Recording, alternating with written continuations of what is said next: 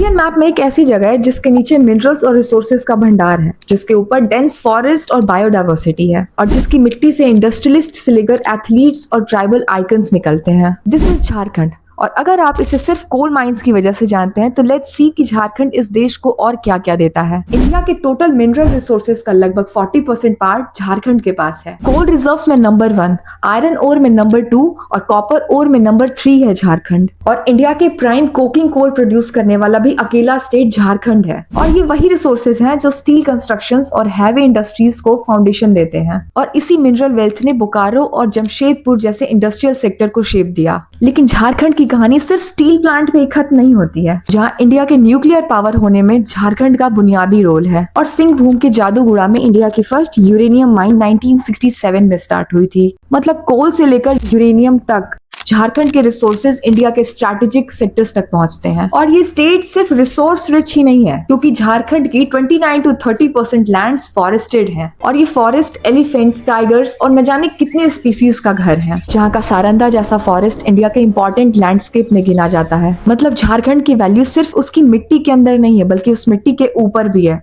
उन फॉरेस्ट में और उनकी बायोडाइवर्सिटी में। यहाँ नेचर सिर्फ खूबसूरती ही नहीं बल्कि वहाँ के कल्चर का भी पार्ट है। यहाँ सरहुल के फेस्टिवल में साल ट्री और नेचर को पूजते हैं। संथाल कम्युनिटीज का बाहा फेस्टिवल भी नेचर और नए फ्लावर से डीपली कनेक्टेड है। और सोहरई और कोहवर्स जैसे पेंटिंग में एनिमल्स, प्लांट्स और नेचर को दर्शाते हैं। इसी जल, जंगल, जमीन और ट्राइबल आइडेंटिटी की स्टोरी में एक बहुत ही आइकॉनिक नाम आता है, बिरसा मुंडा, जिन्होंने अपने आंदोलनों से ब्रिटिश के अगेंस्ट जाने के साथ साथ ट्राइबल राइट्स, आइडेंटिटी और अपने plant and animal based life को बचाने के लिए अपनी जी जान लगा दी। फिर यहाँ की कल्चरल रीच में आता है Chhau dance, tribal music, Sohrai art, traditional crafts. Jharkhand की इंडिजीनियस क्रिएटिविटी को इंडिया के बाहर भी रिकॉग्निशन मिला है। रांची से महेंद्र सिंह धोनी जैसे ग्लोबली रिकॉग्नाइज्ड क्रिकेटर्स आए। आर्चरी में दीपिका कुमारी, जिन्होंने कॉमनवेल्थ में गोल्ड मेडल जीता। वहीं टूरिज्म में waterfalls, plateaus, forest, wild life, temples और ट्राइबल हेरिटेज। इसलिए झारखंड साइज में इंडिया का सबसे बड़ा स्टेट भले ना हो, लेकिन इंडिया के इकोनॉमी, एनर्जी, इकोलॉजी और कल्चरल आइडेंटिटी में इसका फुटप्रिंट बहुत बड़ा है।